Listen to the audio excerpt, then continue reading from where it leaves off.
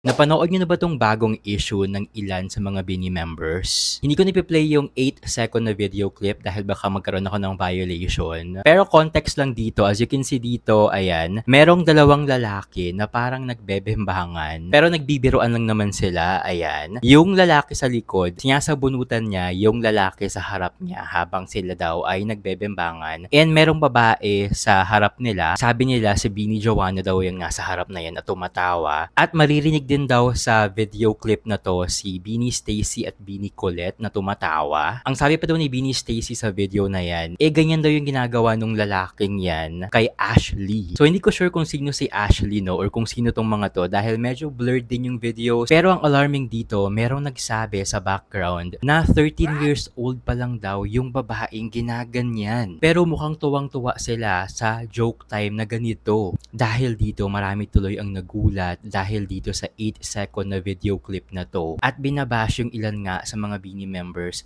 na kasama daw dito sa clip na to. Pero maghintay pa rin tayo kung ano ang gagawin ng management ng BINI regarding nga sa issue na to. Dahil as you can see, medyo blurred din yung video at hindi talaga sure kung talaga ba na BINI members yung mga kasama dito sa video clip na to. Pero kayo ba, anong masasabi nyo dito sa bagong issue na kinakaharap ng ilan sa mga BINI members? Comment down below.